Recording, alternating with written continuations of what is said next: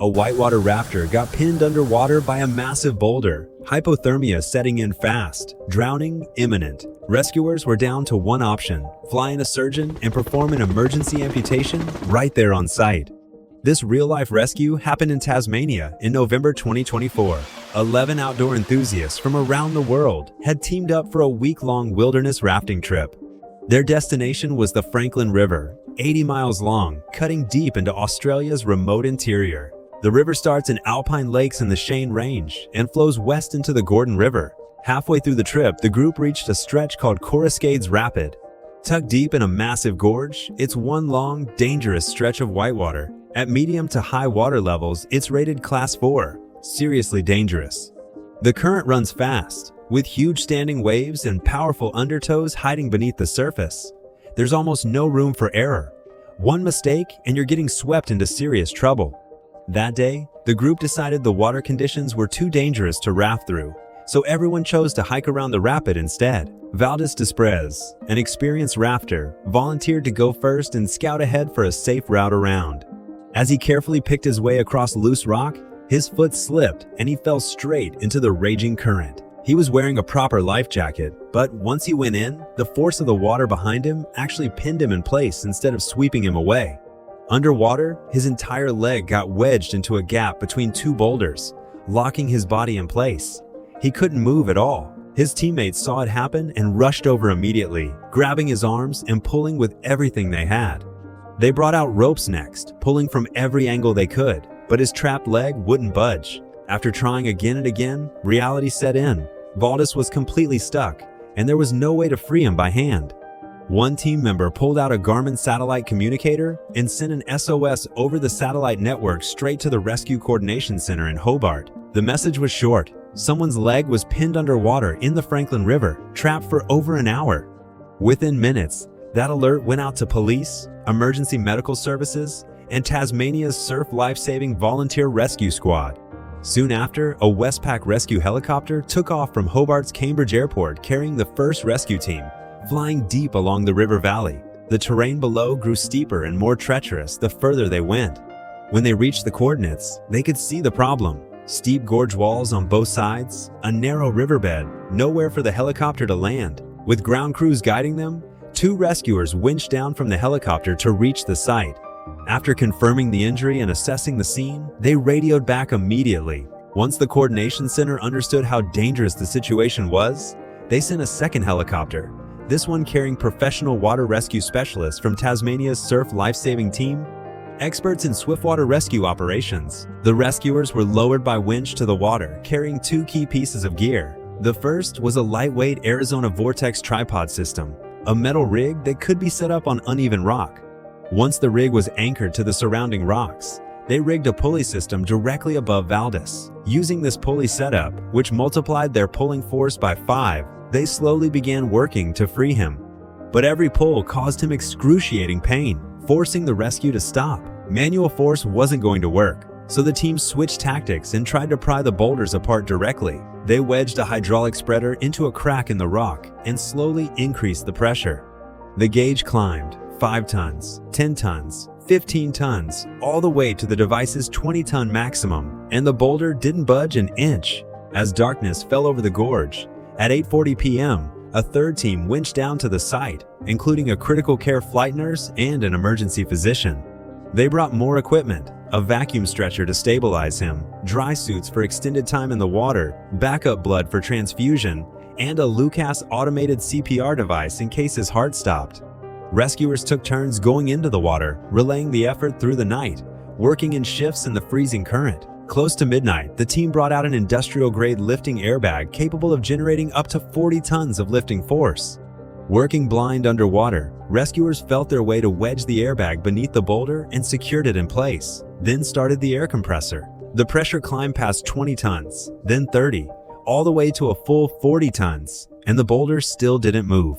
That's when they finally realized this wasn't a loose rock. It was fused with the bedrock at the bottom of the gorge, part of the mountain itself, and there was no way any external force could move it. While the water rescue stalled, new problems kept piling up on shore.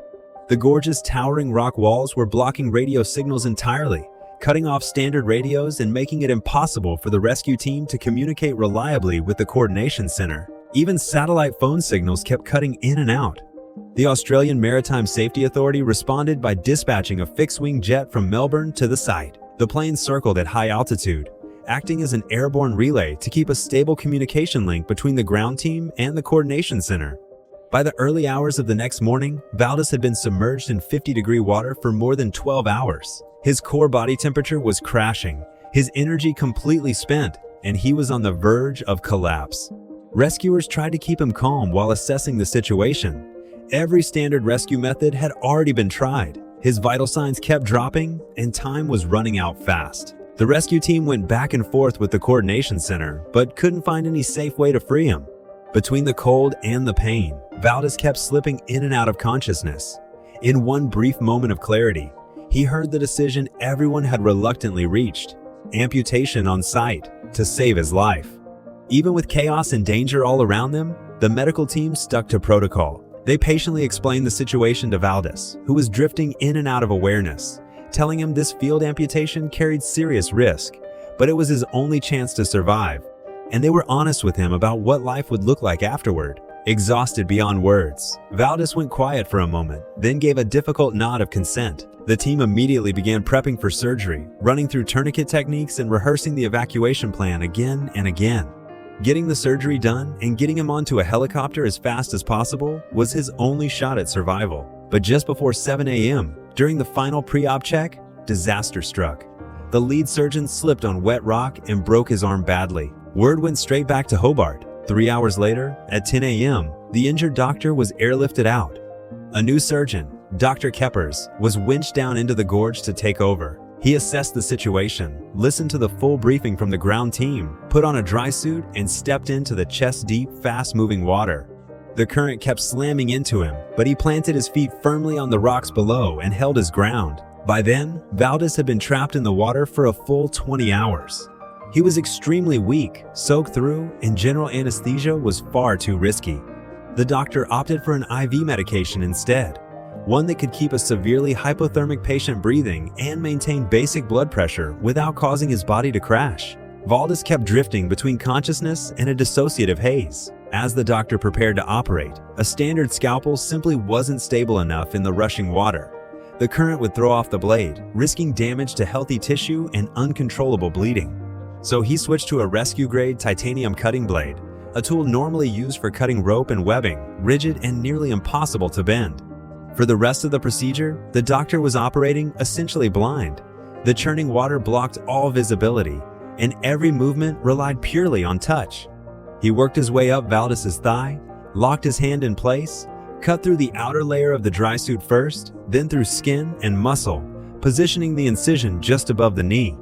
Once the soft tissue was cut through, someone passed him a flexible medical wire saw, its edge lined with fine cutting teeth. He looped the wire around what remained of the femur, and two rescuers gripped either end, pulling back and forth. At the critical moment, the wire snapped. The whole operation froze for a second. Dr. Keppers adjusted immediately, focusing all his force downward at the incision point, snapping the femur through by hand. The entire emergency field amputation took less than 2 minutes. Medics immediately cinched a tourniquet above the wound, and the evacuation plan kicked into motion. Valdez was pulled up through the pre-rigged rope system, out of the water in seconds, loaded onto a stretcher, and carried to shore. The helicopter took off immediately. During the flight, his breathing grew weaker, his heart rate kept falling, and eventually his heart stopped entirely. Cardiac arrest brought on by severe hypothermia. Rescuers immediately strapped a Lucas automated CPR device to his chest, which began continuous chest compressions. With 55 minutes still left in the flight to Royal Hobart Hospital, the medical crew fought to keep his vital signs going. Once the helicopter landed, Valdez was rushed straight into the trauma bay for emergency resuscitation. Doctors immediately put him on ECMO, a machine that could temporarily take over his heart and lung function, oxygenating his blood outside his body. At that point, his heart was in sustained, ineffective fibrillation, unable to pump blood properly. Medical staff applied defibrillator pads and delivered a shock. His body jolted, and for the first time, the chaotic rhythm on the monitor snapped into a steady, regular beat. Everyone stayed locked on the monitor, terrified his heart rate would spiral again. Thankfully, it held. his heartbeat stabilized. On November 24, Tasmania police released an update. The Lithuanian tourist in his 60s was seriously injured and in the ICU at Royal Hobart Hospital, still in critical condition. This extraordinarily difficult rescue quickly made headlines across major news outlets. After 2 months in intensive care, Valdis was stable enough to travel and flew home to Lithuania on a medical evacuation flight to continue his recovery. Within just a few weeks, he was walking slowly with crutches. After the dramatic rescue wrapped up, the entire team, rescuers, medics, and aviation crew received widespread praise online. Everyone admired the sheer determination behind this life-or-death rescue in an impossible situation. Dr. Kapars, who performed the surgery, was named Tasmania's Australian of the Year. Recognized for his calm, skilled, and fearless leadership under extreme pressure, Lithuania's government awarded him the Cross for Life-Saving Heroism. Valdis himself, having survived it all, earned widespread admiration for his sheer will to live and his positive outlook. In a later interview, he said simply, "Losing a leg isn't such a big deal. Being alive is more than enough. Life itself is beautiful."